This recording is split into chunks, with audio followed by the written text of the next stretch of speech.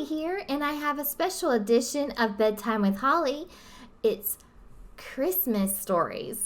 So I hope you guys are ready for Christmas like I am. And this is one of my favorite Christmas stories, How the Grinch Stole Christmas by Dr. Seuss. So let's grab your warm milk or your hot cocoa, especially for me, and let's hop into bed all snuggled up and warm and get ready for bedtime with Holly. So let's get started. Turn a little music on. And we're ready for the story. Every Who down in Whoville liked Christmas a lot. But the Grinch, who lived just north of Whoville, did not. The Grinch hated Christmas, the whole Christmas season. Now please don't ask why. No one quite knows the reason. It could be his head wasn't screwed on just right. It could be perhaps that his shoes were too tight. But I think the most likely reason of all may have been that his heart was 2 sizes too small. But whatever the reason, his heart or his shoes, he stood there on Christmas Eve, hating the Whos, staring down from his cave with a sour, grinchy frown at the warm lighted windows below in their town. For he knew every Who down in Whoville beneath was busy now hanging a mistletoe wreath. And they're hanging their stockings, he snarled with a sneer. Tomorrow is Christmas, is practically here. Then he growled with his Grinch fingers nervously drumming, I must find some way to stop Christmas from coming. For tomorrow he knew all the Who girls and boys would wake up bright and early. They'd rush for their toys, and then oh the noise, noise. The one thing he hated, the noise. Then the Whos, young and old, would sit down to a feast, and they'd feast, and they'd feast, and they'd feast. They would feast on Who pudding, and rare Who roast beef, which was something the Grinch couldn't stand in the least. And then they'd do something he liked least of all. Every Who down in Whoville, the tall and the small, would stand close together with Christmas bells ringing. They'd stand hand in hand, and the Whos would start singing. They'd sing and they'd sing, and they'd sing. And the more the Grinch thought of the Who Christmas sing, the more Grinch thought, I must stop this whole thing. Why, for 53 years I put up with it now. I must stop this Christmas from coming, but how? Then he got an idea, an awful idea. The Grinch got a wonderful, awful idea.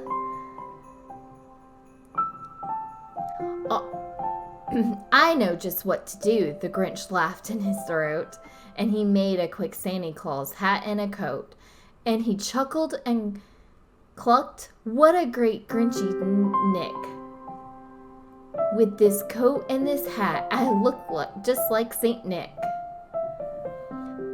All I need is a reindeer. The Grinch looked around, but since reindeer are scarce, there's none to be found. Did that stop the old Grinch? No, the Grinch simply said, if I can't find a reindeer, I'll make one instead. So he called his dog Max, then he took some red thread and he tied a big horn on the top of his head. Then he loaded some bags and some old empty sacks on a ramshackle sleigh, and he hitched up old Max. Then the Grinch said, giddy up! And the sleigh started down toward the homes where the Whos lay a-snooze in their town. All their windows were dark, quiet snow filled the air. All the Whos were all dreaming sweet dreams without a care. When he came to the first little house on the square, this is stop number 1, the old Grinchy Claus hissed, and he climbed to the roof, empty bags in his fist. Then he slid down the chimney, a rather tight pinch, but if Santa can do it, then so could the Grinch. He got stuck only once for a moment or two, then he stuck his head out of the fireplace flues. When the little Who stockings all hung in a row, these stockings, he grinned, are the first to go. Then he slithered and slunked with a smile most pleasant around the whole room, and he took every present: pop guns and bicycles, roller skates, drums, checkerboards, tricycles, popcorns, and plums. And he stuffed them in bags. Then the Grinch very nimbly stuffed all the bags one by one up the chimney. Then he slunk into the icebox. He took the Who's feast. He took the Who pudding, and he took the roast beast. He climbed out of the icebox as quick as a flash. Why, the Grinch even took their last can of Who hash. Then he stuffed all the food up the chimney with glee. And now, grinned the Grinch, I will stuff up the tree. And the Grinch grabbed the tree and he started to shove, when he heard a small sound like a coo of a dove. He turned around fast and he saw a small Who, little Cindy Lou who was not more than 2. The Grinch had been caught by this tiny Who daughter, who'd got out of bed for a cup of cold water. She stared at the Grinch and said, Santa Claus, why? Why are you taking our Christmas tree? Why? But you know that old Grinch was so smart and so slick, he thought up a lie, and he thought it up quick. Why, my sweet little tot, the fake Santa Claus lied. There's a light on this tree that won't light on one side. So I'm taking it home to my workshop, my dear. I'll fix it up there, then I'll bring it back here. And his fib fooled the child, then he patted her head, and he got her a drink, and he sent her to bed. And when Cindy Lou Who went to bed with her cup, he went to the chimney and stuffed the tree up. The last thing he took was the log for their fire. Then he went up the chimney himself, the old liar. On their walls he left nothing but hooks and some wire, and one speck of food that he left in the house was a crumb that even too small for a mouse. Then he did the same thing to the other Who's houses, leaving crumbs much too small for the other Who's mouses. It was 1:15 dawn, all the Who's still abed, and the Who's still a snooze, when he packed up his sled, packed it up with their presents, the ribbons, the wrappings, the tags, and the tinsel, the trimmings, the trappings. 3,000 feet up the slide of Mount Crumpet, he rode with his load to the tip-top to dump it. Pooh-pooh to the Who, said the Grinchiously humming. They're finding out now that no Christmas is coming. They're just waking up, I know just what they'll do. Their mouths will hang open a minute or two. Then the Who's down in Whoville will cry, boo-hoo! That's a noise, grinned the Grinch, that I simply must hear. So he paused, and the Grinch put his hand to his ear, and he did hear a sound rising over the snow. It started in low, then it started to grow. But the sound wasn't sad.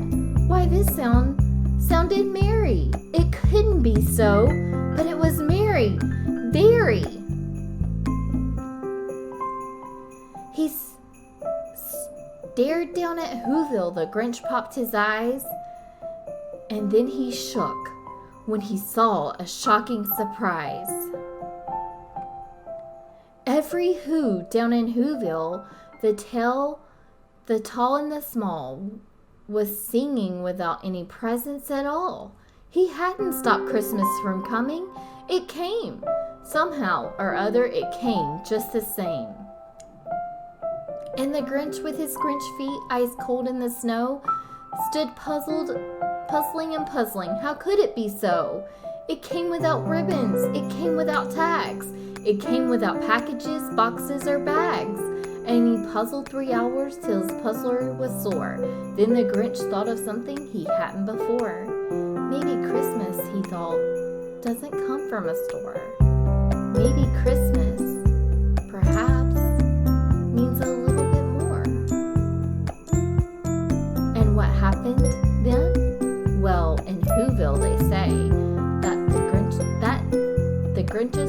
heart grew 3 sizes that day. And the minute his heart didn't feel quite so tight, he whisked with his load through the bright morning light. And he brought back the toys and the food and the feast, and he himself, the Grinch, carved the roast beef.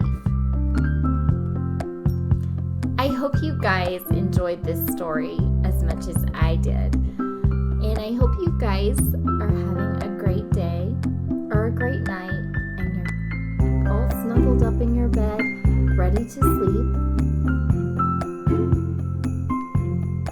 And we will just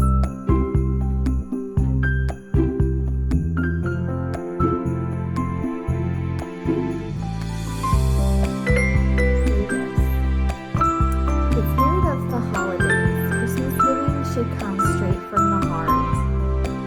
It should not be sweet and should be received with an open heart.